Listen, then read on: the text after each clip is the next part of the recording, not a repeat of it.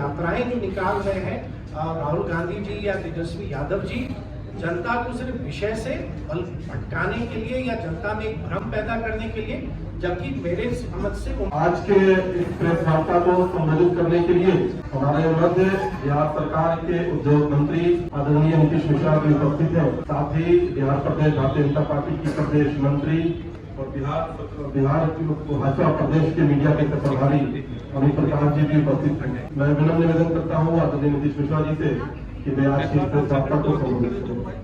बहुत धन्यवाद अनिश जी। आज उद्योग विभाग पर अलग से बात करेंगे। आज मुद्दा जो SIR की प्रक्रिया चल रही है और उस पे जो महागठबंधन के नेतागण जिस हिसाब से लोगों को दिग्भ्रमित करने का प्रयास कर रहे हैं और जो यात्राएं निकाल रहे हैं लोगों को सिर्फ एक तरह से भ्रम फैलाने की दृष्टि से, उस पर कुछ फैक्ट्स आपके सामने साझा करने का प्रयास मैं कर रहा हूँ। मेरे हाथ में एक पत्र है चुनाव आयोग का और ये उनके साइट से निकाली गई है जो 1 अगस्त से 14 अगस्त तक का डेटा है। और ये फिर अभी निकालेंगे, आज हम लोग जैसे 18 तारीख है तो पुनः आएगा कि ये चुनाव की जो प्रक्रिया, जो वोटर लिस्ट का जो रिवीजन का प्रक्रिया है, क्योंकि हम खुद चुनाव लड़ते हैं, 6 चुनाव मैं लड़ा हूँ विधानसभा का, तो चुनाव की जो प्रक्रिया है मैं उससे वाकिफ हूँ, मैं उसको मैं समझता हूँ। ये जो पूरी रिवीजन की कार्रवाई प्रारंभ हुई और 1 अगस्त को जब प्रारूप प्रकाशन हुआ, जो ड्राफ्ट प्रकाशन हुआ, तो ड्राफ्ट प्रकाशन में मुख्यतः हम लोग भी देखते हैं, आप सभी वोटर कहीं ना कहीं होंगे, तो बहुत सारे नाम जो अब नहीं है, दुनिया में नहीं है, उनके नाम हटाए जाते हैं। बहुत लोग जो अब उस गांव से निकल के कहीं परमानेंटली चले गए हैं या किसी ने उस विधानसभा से अपना नाम हटा के किसी और विधानसभा में जोड़ दिया है, तो ये एक नॉर्मल प्रोसेस है जो हमेशा होता है। इस बार विशेष किया जाता है और ये नई बात आप सब जानते हैं, उस पर मैं नहीं कहूंगा कि लगातार ये चुनाव आयोग एक संवैधानिक बॉडी है और आज ही से नहीं, मतलब जब से हम देश हमारा आजाद हुआ है, संविधान को हमने अडॉप्ट किया है, तब से चुनाव आयोग भारत देश में चुनाव कराता आ रहा है और चुनाव आयोग की निष्पक्षता या चुनाव आयोग के परफॉर्मेंस को पूरी दुनिया स्वीकारता है कि भारत का चुनाव आयोग बढ़िया काम करता है। ये जो डेटा मैंने जिसका जिक्र किया, प्रक्रिया में आप समझते होंगे जैसे अभी ड्राफ्ट प्रकाशन निकला, तो फर्ज करें कि आपका नाम नहीं है या मेरा नाम कट गया, तो आपके पास मौका है कि आप कोई भी राजनीतिक दल है वो अपने BLO बनाते हैं और हमारे BLA हर एक बूथ पर होते हैं और ये सभी राजनीतिक दल अपने अपने BLA को अपॉइंट करते हैं। BLO होते हैं जो सरकार की ओर से होते हैं, जो शिक्षक होते हैं, और BLA होते हैं जो राजनीतिक दल के द्वारा नियुक्त किए जाते हैं। सभी राजनीतिक दल ने किया, तो जब प्रारूप प्रकाशन हुआ, आपके पास अधिकार है आप आपत्ति दर्ज करें। जैसे अगर मेरा नाम गलत है या मैं उस गांव में रहता हूं लेकिन मेरा नाम कट गया, लेकिन ये 14 अगस्त तक किसी भी राजनीतिक दल ने एक भी आपत्ति नहीं दिया। हो सकता है कि बाद में कुछ आंकड़े अगर इसके बदले हों, लेकिन 14 अगस्त तक का जो आंकड़ा है मेरे पास, किसी भी राजनीतिक दल ने एक भी आपत्ति दर्ज नहीं। आप जब यात्राएं निकालते हैं, लेकिन साथ ही साथ आप ये भूल रहे हैं कि अभी जो चुनाव आयोग के प्रावधान है, उस प्रावधान का एक्सरसाइज आपको करना चाहिए। अब जैसे मैं अपने विधानसभा क्षेत्र के, मैंने देखा कि हमारे यहाँ से कितने लोगों के नाम हटे हैं, वो जानकारी मुझको प्राप्त हुई।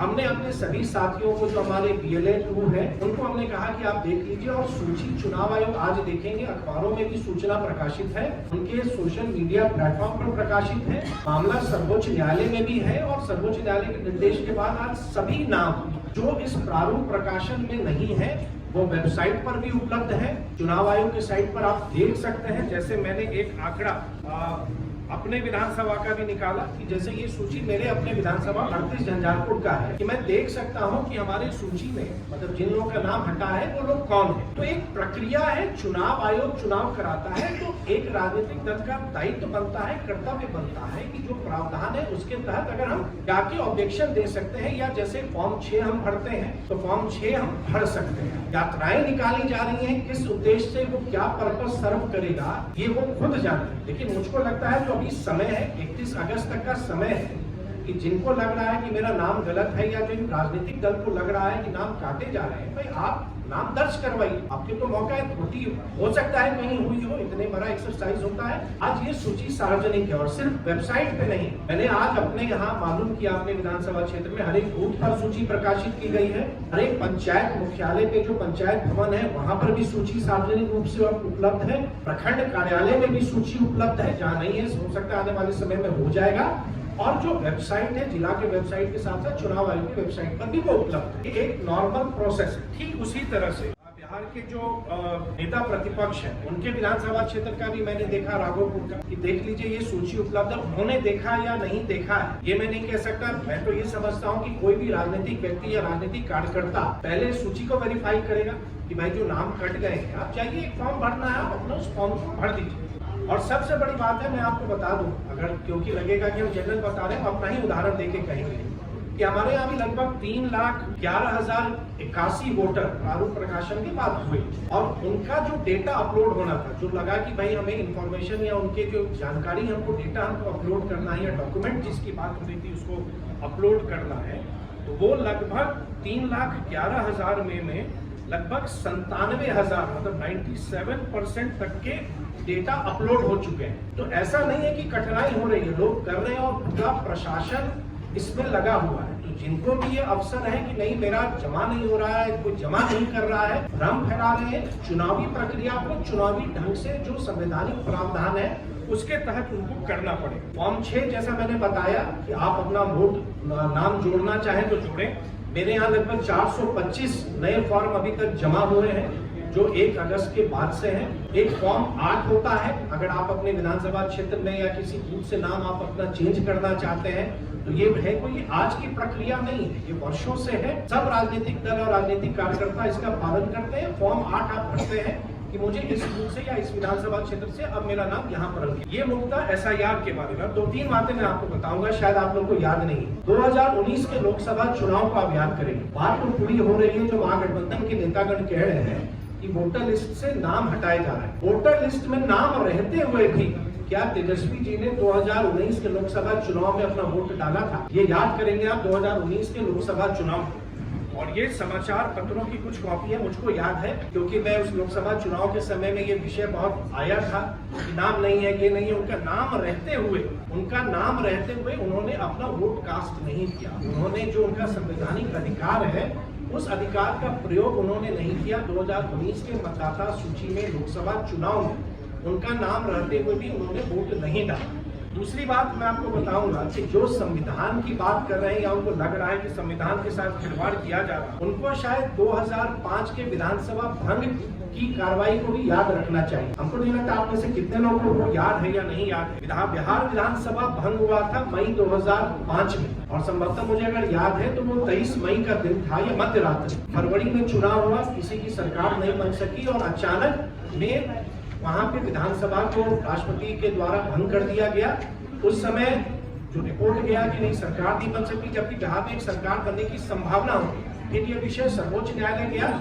सर्वोच्च न्यायालय का भी जजमेंट है मेरे पास, सर्वोच्च न्यायालय का जजमेंट है जिसने सुप्रीम कोर्ट ने बिहार विधानसभा को भंग होना असंवैधानिक करार दिया था। लेकिन उस समय क्योंकि चुनावी प्रक्रिया अक्टूबर-नवंबर में बहुत आगे बढ़ चुकी थी, लेकिन माननीय सर्वोच्च न्यायालय द्वारा जो पूरे बिहार में जो विधानसभा भंग की कार्रवाई की गई थी, उस कार्रवाई को ही उन्होंने असंवैधानिक करार दिया। तो जो लोग आज संविधान की बात करते हैं या उनको लगता है कि संविधान के तहत अधिकारों का हनन हो रहा है, 2 उदाहरण मैंने आपको प्रस्तुत किया। तीसरा एक उदाहरण और है आदरणीय राहुल गांधी जी का। शायद आपको याद होगा 27 सितंबर 2013 जब एक सरकार के द्वारा जब ऑर्डिनेंस को किस ढंग से उन्होंने उसको तार करके सार्वजनिक रूप से उसको काटा। तो ये लोग वैसे हैं जो लोगों के पास, इनके पास कोई फैक्ट्स नहीं है, कोई इनके पास कोई जनता के पास कहने के लिए कोई विषय नहीं है, इसलिए ये जनता को दिग्भ्रमित कर रही है। SIR की प्रक्रिया पूरी पारदर्शिता के साथ चल रही है। आपसे आग्रह होगा कि सोशल मीडिया प्लेटफॉर्म को देखें और सरलता के साथ, वो ये ना कहें कि भाई डिजिटल वाले में कौन जाके देखेगा, हर एक बूथ पर उपलब्ध है। राजनीतिक कार्यकर्ता इसको लगातार देख सकते हैं, आपत्ति दर्ज कर सकते हैं, जो चुनाव आयोग के द्वारा प्रावधान है। मुद्दा ये विषय आपके सामने मुझको लाना था कि ये यात्राएं जो निकाल रहे हैं राहुल गांधी जी या तेजस्वी यादव जी, जनता को सिर्फ विषय से बल भटकाने के लिए या जनता में एक भ्रम पैदा करने के लिए, जबकि मेरे समझ से उनको जो प्रावधान है उन प्रावधानों के तहत वोटर लिस्ट में अगर कहीं कोई कमी हो रही है तो राजनीतिक कार्यकर्ताओं को जो भी रिटर्निंग ऑफिसर है उनके सामने दस्तावेज जमा करने चाहिए।